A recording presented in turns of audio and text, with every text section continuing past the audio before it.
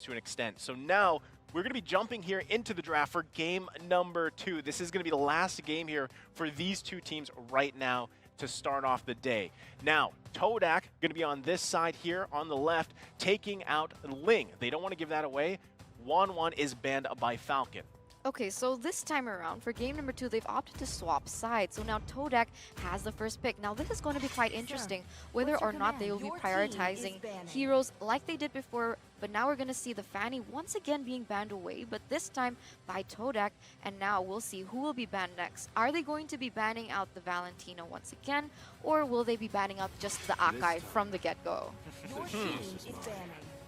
It's Xavier. It's Xavier. I think the Akai is... I think the Akai is extremely situational, and I don't think there is enough for Todak to give it. I mean, they could do it out of just sheer respect, because I think Ken played a phenomenal game there in the jungle with this Akai, very effectively getting his picks. But Falcon, they're posing a lot of questions to Todak's, right? We're expecting to see the Valentina eventually get banned, but they're saving it all the way to the end to say, hey, maybe Todak wants to get rid of it first before we do, and we get to choose what your first pick is generally going to be. I feel like it's hard just because at this point, like, I'm so used to seeing Valentina banned early on, usually, you know, by red side. And that became like a factor where, okay, you guys ban that, and then we get the priority pick, right? But now, with so many heroes kind of fitting very well in the current meta, there's a lot of options here. So actually, Todak takes out the Julian this time, so we're not going to see him played in game number 2 for now. Falcon Esports looking to respond with something here. Now, they have about 30 seconds. If they don't take out, let's say Valentina, they don't take her out, could that be picked up by Todak? Is that worth the priority currently? That's so hard. That's so tough. I mean, we have the Grok still. We have the Akai. We can even pick up the Yve. I would personally consider Yve one of the priority picks, just because of how much impact she can have in team fights. So whoever Falcon bans off, to be honest, I just ban a random hero. It's Eve. Yeah, I'd ban someone that's not included with the Valentina, just so they could actually pick it up after Todak chooses that first pick. I think this is actually a tell from Falcon, right? If they're banning out Yve specifically, they don't want to compromise who their EXP laner is going to be. Because if the threat of Yve is going to be looming over, you're thinking about, oh yeah, I'm thinking about Yuzong and any way to kind of stop it, slow them down. But this allows Todak to pick up that Valentina. Again, 100% win rate here in Malaysia. I don't know about you guys in the other regions, just a statistic. But Falcon now get to respond. They could actually downplay this Valentina just by getting really poor, ineffective Ultra Valentina. Yeah, that was the next thing that I was going to lead into is just, you know, when you have a Valentina on the other side of you, like, you also have to constantly pick so you don't give these good ultimates over. But they lock in the Akai, they also take a Selena here. And also, the great thing about a Valentina pick is because it's so flex. You don't exactly know where they want to play that. And that's actually not could. It is a big advantage for Todak right now. But how are we feeling about this Akai and Selena pick Eterna? This is huge, okay? For those of you who don't know, Selena is one of Justin's power picks. He loves this Selena, so great. And it's going to be so interesting to see, because with these two heroes in mind, we're going to see that early aggression coming in from them. But now that Todak has responded with the Matilda as well as the Barrett's pick, now this is where it gets a little bit tricky. I do always love the Matilda being picked away with the Barrett's, just so that the Matilda can give the Barretts a little bit more extra mobility.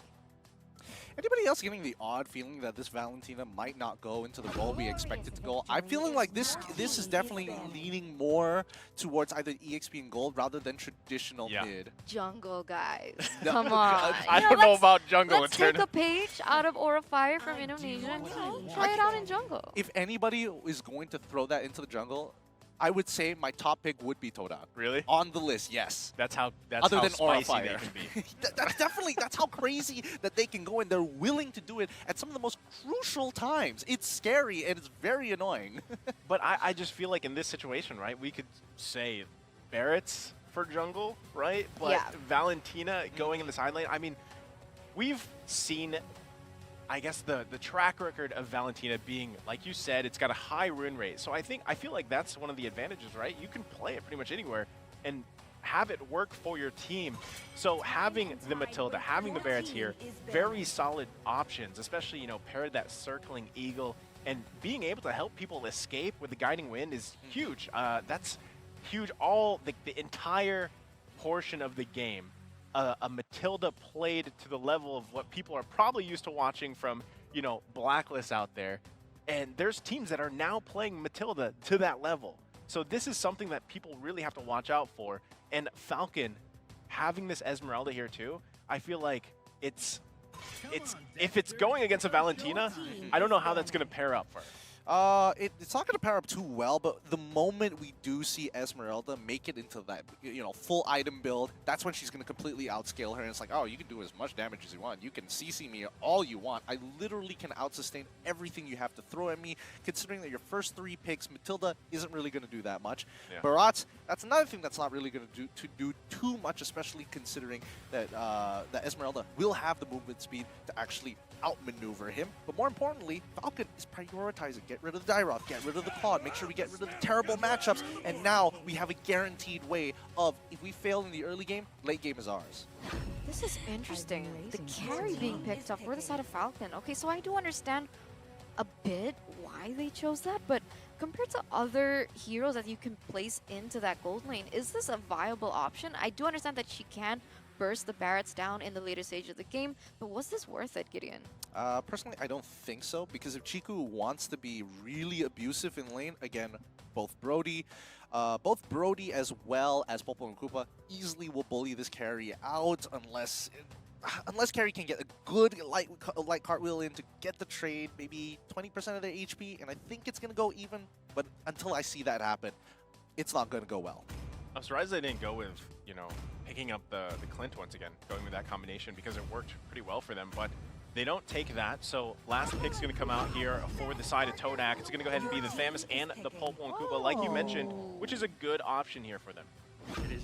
I'm more surprised that they actually wanted to go with the new, newly changed Famous into the Esmeralda matchup. It's not an easy matchup, but I think with the quality of life changes to the Molten size, might give you a little bit of an edge, but I'm excited to see Falcon on this Lancelot. Let's go. Yeah. This is a comfort hero for their jungle. This is a really huge comfort pick for Ken. So, and the way that benefits မှာ cloud လို့ပါပါဒီကအဲ့ Chiku က cloud တို့အဲ့လိုမျိုးကောင်းနေရမ်းစော့တာဆိုတော့ benefits ကလည်းစိတ်ဝင်စားဖို့ကောင်းတယ်ဒါလည်းမကောက်ဘူးကျော် pick တွေမှာလည်းကန်ရဲ့ link ကျော်ပန်းထားတယ်ကျော် Fanny ပိတ်ထားတယ် Julian ပိတ်ထားတယ်တော့ဒါပေမဲ့သူလွတ်သွားတာ Lancelot အဲ့တော့ဆိုတော့ဒီပွဲလေးစိတ်ဝင်စားဖို့ကောင်းတယ်ကေရေကဲကျွန်တော်ကန် Lancelot တွေ့ရပြီဗျာနော် 2C နော် 2C လေးလိုချင်တယ်လုံးဝ jungle ရွေးချယ်တဲ့ပုံမှာဒီလုံးဝ assassin မှာပေါ့နော်ဒီလိုမျိုး Lancelot ကိုဒီလိုမျိုးပွဲမှာရွေးချယ်ဘူးဆိုတာ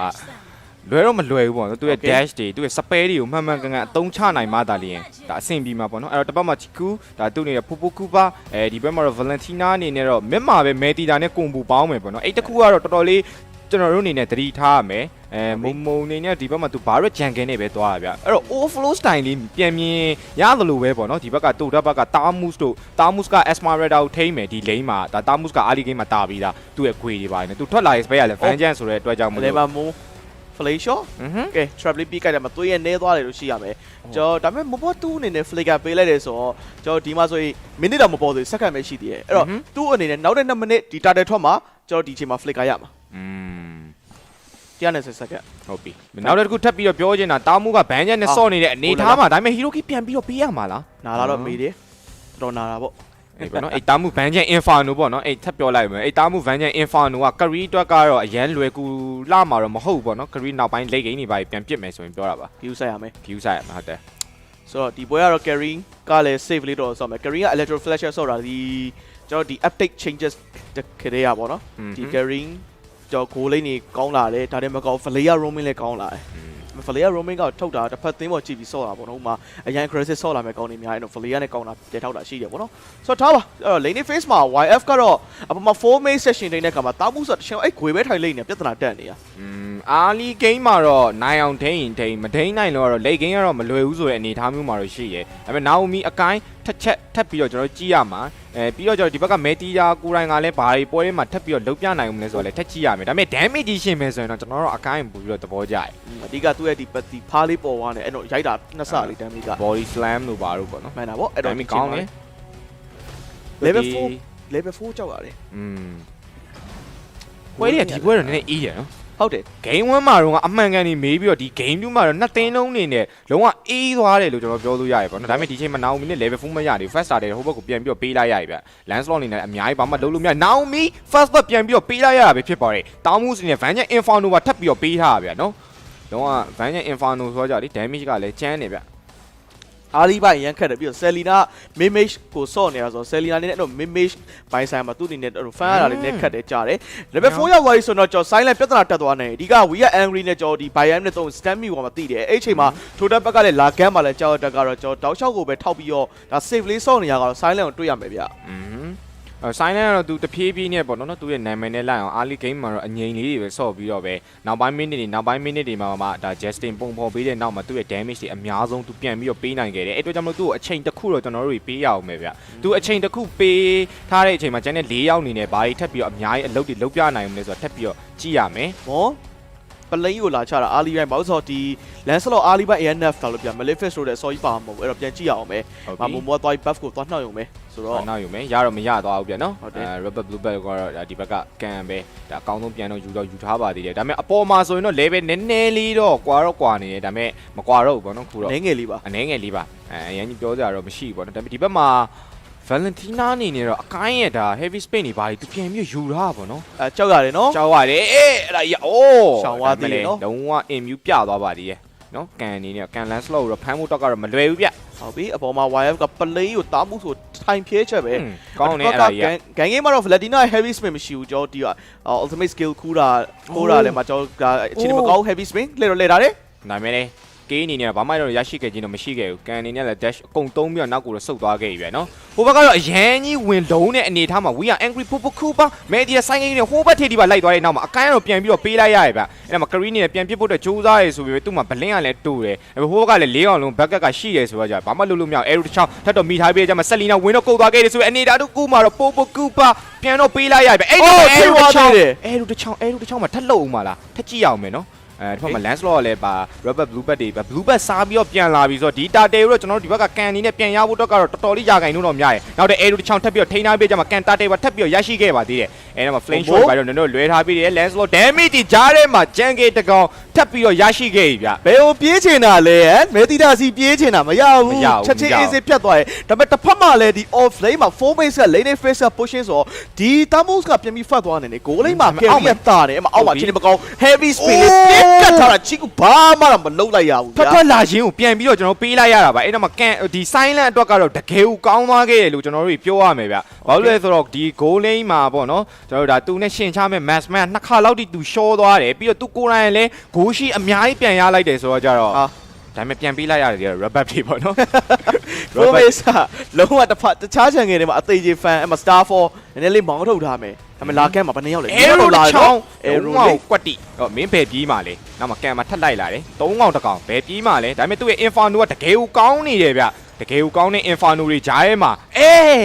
ချန်ပီယံထွက်ပြသွားပါသေးတယ်ဗျနော်စိတ်ဒုက္ခတွေပြီးထွက်ပြေးသွားတယ်ဟောကြတယ်ဆိုတော့ Falcon ဘက်ကတော့ဒီချိန်မှာ YF ပြန်နိုင်မယ် Everrise မှာတော့ကျွန်တော်ဒီ region ပါညာပါတယ်ဆိုတော့ YF တင်တဲ့စင်ပီပိုင်းနောက်တော့ပြန်ဆုတ်တာဒီက 4maze ကသူထွက်လာတဲ့ festival plan နဲ့ပြီးတော့ inferno နဲ့ဆိုတော့ tweet တက်တာတော်တော်များအဲ့တော့ dominant ice တွေထိန်းကျွန်တော် sea helper တွေထိန်းမထိန်းတော့ကျွန်တော်ဒီမှာဆို necklace ရှိသေးတယ်အိုးကျွန်တော်အောက်မှာလည်း fast tower တစ်လုံးပြန်ပြီးတော့ကျွန်တော်ပေးလိုက်ရတယ်ဟုတ်တယ် silent အနေနဲ့ပေါ့နော်အဓိက तू မတေကြတဲ့အနေထား vision မရှိတဲ့အနေထားတစ်ခုမှာ तू ကိုယ်တိုင်လည်း tower မကာချင်ဘူးပေါ့နော်ဘာလို့လဲဆိုတော့ तू ကဒီချိန်မှာအနည်းငယ် network တစ်ခုကပြန်တာနေတာဆိုတော့ကြလေ तू မတေချင်ဘူးပေါ့နော်အဲ့တော့ तू ကနေလုံးဝ save လေးအောင် तू ထိန်းစော့တယ် Lancelot သူမှ dash တွေတော့ရှိနေပါသေးတယ်လုံးဝဒီ spare သူ့ရဲ့ဒီ level 1ပေါ့နော်လုံးဝမပြတ်တော့အောင်ဒီသူလုံးဝတေချာလေးကိုထိန်းပြီးတော့သူဆော့ပြထားနိုင်တယ်ဒါပေမဲ့ခုနကတော့တားမှုစ်ပေါ့နော်လုံးဝလှုပ်ချင်တဲ့တွေလှုပ်ပြီးပြန်ထွက်သွားတာကြီးကတော့အရင်ပျော်ဖို့တော့မကောင်းဘူးဗျာနော်မဲတီတာပါဆိုလဲတော့ safe ပါပဲမှာဆိုတော့ playing formation ကဖြဲချက်ပဲ YF ကဒါပေမဲ့ YF က lane ကို freeze ခံထားရတယ်မတဲ့ဆိုင်မဲ့ဆို 4v5 ကိုဖြစ်အောင်တော့ကျွန်တော်ထိုတက်ဘက်ကစွမ်းဆောင်နေတယ်မှာ Yanvis ကိုပြေးပြီးတော့နိုင်ရလေးပြေးကတ်ချင်တယ်ဗျဒါပေမဲ့လည်းဟိုဘက်မှာ flick က3 win တော့ရရှိခဲ့ပြီဗျအကိုင်း heavy spin ကလည်းကုံသွားခဲ့ပြီဆိုရင်နောက်မှာဘာဆက်ဖြုတ်မလဲကန်တစ်ဖက်မှာမဲတီတာ cycle ကထပ်ပြီးတော့ခံထားပြီးရဲဆိုရင်နောက်မှာတစ်ဖက်မှာတောင်းကတ်ချက်နှစ်ကောင်ကြီးပြန်ပါသွားခဲ့ပြီဗျဒါပေမဲ့ကန်မတီတော့မတီဘူးပြန်ပြီးလွတ်ထွက်မှာမရတော့ဘူးဗျValentina ဆို space damage ကအရမ်းများတယ်အဲ့တော့မှ YF ထပ်ပြီးတော့ပေးလိုက်ရတယ်အကိုင်း heavy spring ကြီးပြန်ပြီးတော့အဲ့လိုမျိုးခိုးခံရိုင်းနဲ့ပြန်ပြီးထိန်းခံလိုက်ရကြီးကတော်တော်လေးကိုစိုးသွားတယ်လို့ပြောလို့ရတယ်ဗျနှစ်ကောင်2 man မှာအဲ့နားမှာထိန်းခံလိုက်ရတာ ရဲအနေများရပေါ့နော်ပြီးတော့ဒီပွဲမှာလဲ silent အနေနဲ့ပြစ်ခတ်ဖို့တော့ကလည်း view site နေရတယ်ထင် fight ပါပေါ့နော်တစ်ဖက်ကတီထိုရာဘက်က early ပိုင်းတာရဲ့ draft ကိုထုတ်ထားတယ်ဒီကတစ်ဖက်က space နဲ့သူတို့ပြန်ထိန်းချင်တယ်သွေးတက်တဲ့ item ဒါသွေးတက်တဲ့အရာကိုထိန်းဖို့တော့ကလည်းဒီ item build က first item build နဲ့ဒီလောက်မှမဟုတ်ဘူးအဲ့တော့သူတို့အနေနဲ့ mid game လောက်မှပြန်ပြီး battle assignment တွေရရှိတယ်ဒီချိန်မှာ carry က ဆော့မှာကတော့သူ့အနေနဲ့ golden staff နဲ့ဗျအဲ့ဆိုရင် MS ပတ်တဲ့ golden staff လားဒါမှမဟုတ်ဒီမိုဟန်နာ golden staff လားဘယ်လိုမျိုးသွားတာလဲဒီမိုဟန်နာဖြစ်လောက်တယ်ဒီမိုဟန်နာဖြစ်ဖို့မယ်ဒီမိုဟန်နာဆိုတော့ပိုကောင်းပါတယ်ဘာလို့တော့ဒီအချိန်နေဒီအနေထားမှာပေါ့နော်သူဒီလုံးဝ barret တို့တားမှုဆိုသူအပိုင်တည့်ရမှာပြန်မေးလို့ရတယ်ပြီးတော့ဒီဘက်က Valentina တို့ဘာလို့ဆိုရင်လည်းအကိုင်းဖောင်တွေပါတွေပြန်ပြီးတော့ပြောင်းထားမယ်ဆိုရင်လည်းသူမေးလို့ရတယ်ပေါ့နော်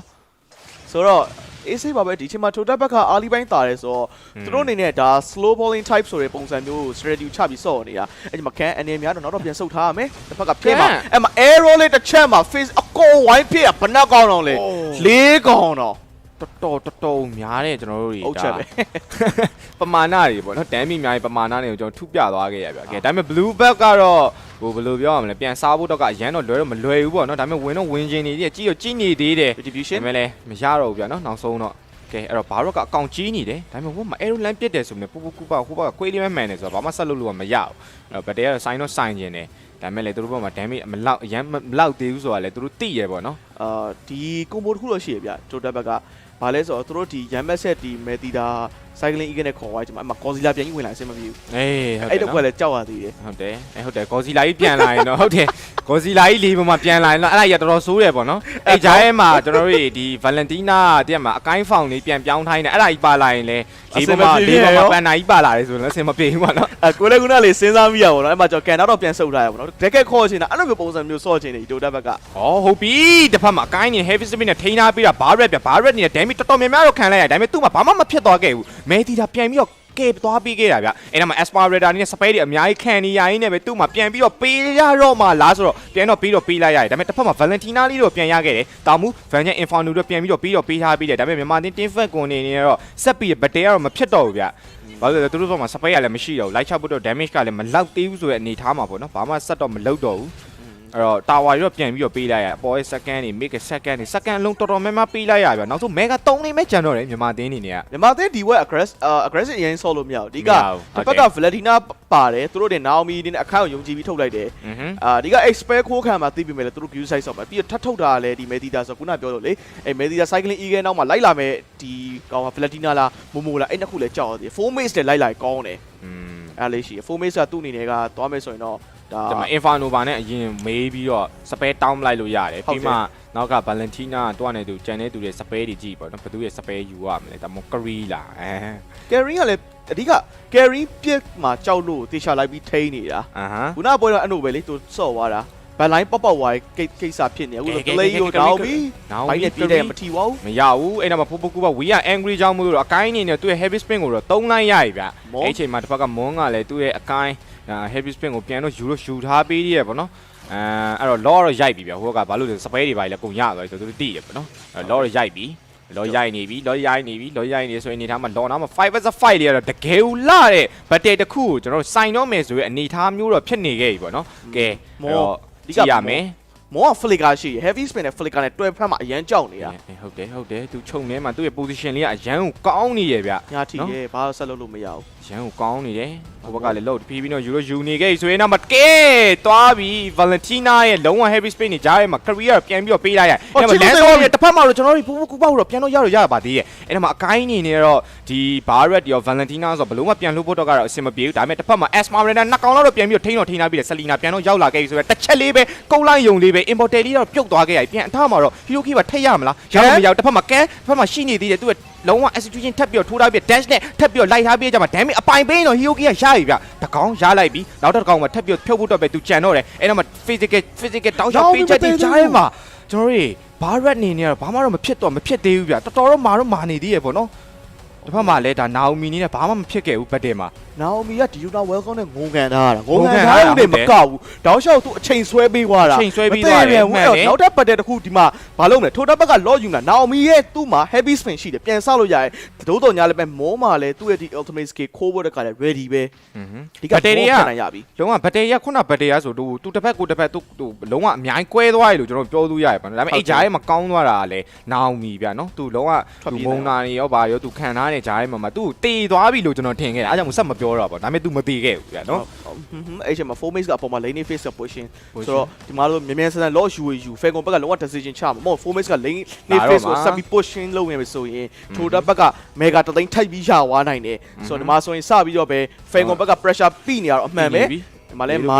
ဲမာတယ်ဆိုမမိုပြစ်ဖို့တော့ကအဲ့ silent ကိုဖမ်းနေတာမိုးရဲ့ heavy spin ခိုးပြီးဖမ်းနေတာဗျာဟုတ်တယ်ကျွန်တော်ခုနဘတ်တယ်တုန်းကလည်းအဲ့ career ဘာမှမလုပ်ရပဲနဲ့တည်သွားတာကြီးကကျွန်တော်အဲ့ဒါတခုကစပြီးအစင်မပြေသွားပါဘူးခိုးပြန်ပြီးကြည့်အောင် spare နော်အိမ်သားမှာတော့ဘာမှမဖြစ်ခဲ့ဘူးဆိုရင်တက်မှာနည်းနည်းပြန်မေးလို့ရသည်လေးတယ်ပေါ့နော်အဲ့တော့အော်တိုင်းမဲ့လောလောဆယ်ကျွန်တော် Asma Radar နဲ့ Valentina ရဲ့ spare နှစ်ကွက်မှာတင်ကိုသူ့မှာဘာမှလုပ်လို့မရအောင်ဖြစ်နေရပဲနော်ဟုတ်တယ်ဒီမှာလောကလည်းအပြတ်တက်ကြယူလို့ကလည်းတစ်ဖက်ကလည်းမရပြန်ဘူးဗျာနော်တူဓာတ်အနေနဲ့ကလည်းတစ်ဖက်က career damage ကိုသူတို့ကြောက်တယ် landslot ဝင်လာမယ် damage တို့ကြောက်မဲတီးတယ်ဟိုဘက်မှာပြေးတော့ဝင်သွားခဲ့ပြီအဲ့ဒါမှတော့ဘက်မှာ Asma Radar ဆောင်းမှုနဲ့ပြန်ပြီးတော့ခံထားပြီးထိန်းထားပြီးတယ်ဘာရက်ဒီဘိုင်တိုးတက်အနေနဲ့သင်းလုံးလိုက်လာခဲ့ရဗျာတားမှု Vanjan Inferno တွေပါထပ်ပြီးတော့ပေးထားရင်းနဲ့ပဲနောက်ဆုံး Hiroki ပေးလိုက်ရတော့ Asma Radar ပြန်ပြီးတော့ပေးလိုက်ရရဗျာတားမှုနဲ့ရှေ့မှာသူ့ရဲ့ spare တွေအကုန်တုံးပြီးတော့သူခံထားပေးသေးတယ်အဲ့ချိန်မှာတစ်ဖက်မှာတော့လောပြန်ယူနေလို့မြန်မာတင်းကကျွန်တော် mega လင်းကြီးလေ defend နေရရဗျာမြန်မာတင်းနဲ့အလုပ်အများကြီးလုပ်နေရရပေါ့နော်ဟုတ်တယ်အဓိကသူတစ်ဖက်ကအဲ့လို space နဲ့ဖြဲချောင်းန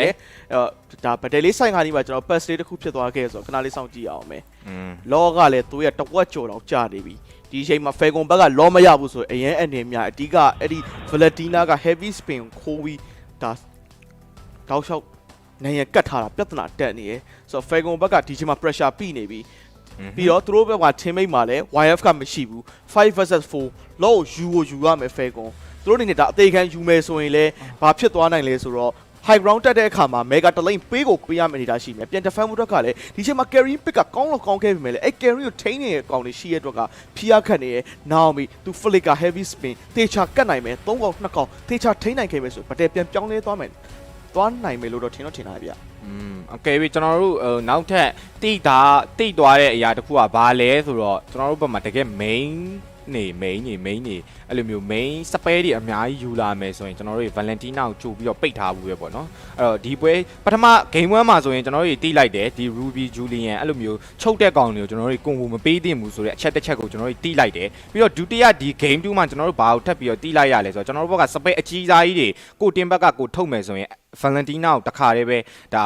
တပန်းမှာပေါ့နော်ဘန်ထားဖို့ပဲပေါ့နော်သူတို့ save ရောက်ဘန်ထားတယ်သူ team fight လို့တိုးဖို့ဒါပေမဲ့ပြန်ပြီးကြည့်မယ်ဆိုရင်ကျွန်တော် Mage ကောင်ပြန်ရှင်းကြည့်မယ် Valentina ကျွန်တော်ဒီ team fight မှာတော်တော်ကြီးအကျိုးပြုတယ် Selena ကတော့သူ့အနေနဲ့ vision အားကောင်းတယ်ဒါတည်းမဟုတ် single target တစ်ကောင်ဖျောက်လို့ရတယ်အဲ့ single target တစ်ကောင်ဖျောက်မယ်ဆိုပေမဲ့လေ total ဘက်ကို drop ကိုပြန်ကြည့်ရမယ်ဆိုရင် jungle က Barras ကမာတယ်အဲ့ကောင်ဖျောက်ဖို့လည်းခက်သလိုတစ်ဖက်ကလည်း Thamus ကိုလည်းတပ်ဖို့ကလည်းအရန်လွယ်ကူနေရမဟုတ်ဘူး Festival of Blood Inferno ပြီးတော့ဒီမှာ Vanjas တိုးတဲ့အနေထားဘန်လိုင်းမှာရှိတဲ့ carry ပြစ်လို့မရအောင်ဒီပြဿနာတက်တယ်အဲ့တော့ carry နဲ့ပြစ်မယ်ဆို तू ကဟိုးဘက်ကဘန်လိုင်းတေချာကြည့်ပြီးမှပြစ်မှရမှာဟုတ်တယ်ကဲအဲ့တော့ကျွန်တော်ပွဲကတော့ပြန်ပြီးတော့စရလာပြီအဲ့ချိန်မှာတော့ဒါ lot လည်းပြန်ပြီးတော့ပေးလိုက်ရတယ်ဒီဘက်မှာကန်လည်းသွေးနည်းနည်းလေးနဲ့ဆိုတော့ we are angry popo kupa အနေနဲ့ပြေးလိုက်လာတာဗျကန်လေးနဲ့ပြန်ပေးရမှာလားဆိုတော့ဒါတော်ရီရဲ့သူ့မှာ immune ရှိနေလို့ပေါ့နော်တစ်ဖက်မှာတော့ Valentina အနေနဲ့ပြန်ပြီးတော့ပေးလိုက်ရပြီ Curry ကန်ရှိနေတယ်ဆိုတော့ Barret အနေနဲ့ပြန်ပြီးငုံလိုက်တယ်ဆိုရင်တော့ Silent တော့ပြန်ပါသွားပြီ Silent နဲ့ဘလုံးမှပြန်ပြီးလွတ်ဖို့တော့ကမရှိတော့သလိုအကိုင်းမှာထပ်ပြီးတော့ Hiroki ထပ်ပေးလိုက်ရတယ်ပေါ့နော်အဲ့တော့ကျွန်တော်တို့ဒါ post PP ချင်းမှာပဲ Hiroki လေးတွေပါလေးတွေဒါအများကြီးဖြစ်သွားခဲ့တယ်အဲ့တော့ကန် dash တော့ရှိနေသေးတယ်ဒါပေမဲ့တစ်ဖက်က Pupukuba တားမှု Barret လိုမျိုးကောင်မျိုးတွေကိုသူ့မှာ raw မရှိဘဲနဲ့ beauty မရှိဘဲနဲ့ Lancelot ကဘလုံးမှပြန်ပြီးမေးလို့မရဘူးဗျခတ်တယ်ပဲပြောရမယ်ဒီဘက်ထိုတာဘက်ကပစ်ထားတဲ့ဒီ Draven ရ Hero Nature ရနဲ့ဖြဲနေတာအခုဆို Mega ကြီးစတက်လာပြီ We are angry နဲ့ AC lane ချိုးလို့ရတယ်ဆိုတော့ Mega လေးကိုရအောင်ယူနေတယ်မှာ Starfall လေးကိုကျဲပြီးသားနောက်ကသွေးရဲနဲနေပြီဆိုတော့ Chico တော့ save သွားပေးရဗျအဲ့တော့မတော့ကဲ silent ပြန်တော့ဟုတ်ပြီလို့ Lancelot dash လုံးဝထိုးဖို့အတွက်သူကြည့်နေသေးရဆိုမရဘူးဗျာနော်အဲ့တားမှုရှေ့ကနေခံထားပြီးတာအရန်ကိုကောင်းနေခဲ့တယ် heavy spin နဲ့လုံးဝထဲထဲတူကတ်ထားပြီးတဲ့ကြားမှာဒီတစ်ခေါက်တော့ silent အနေနဲ့ Hiroki ပြန်ရလိုက်ပြီဗျာသူ level 14ပေါ့နော်Silent နဲ့ level နည်းနည်းလေးလိုနေပါသေးတယ်သူ level ပြန်ပြည့် item တွေပြန်ပြည့်သွားရဆိုရင်တော့သူ့ရဲ့လုံးဝ high ground အဲ့လိုမျိုးအပိုင်ပြည့်တဲ့ damage ကဘယ်သူမှအဲ့လိုမျိုးတက်လာလို့မရဘူးပေါ့နော်ဘယ်ကောင်တက်လာအဲ့ဆိုကျွန်တော်တို့ late game ပဲစောင့်ရမယ်ဗျာ game 1 တုန်းကလို့ပဲ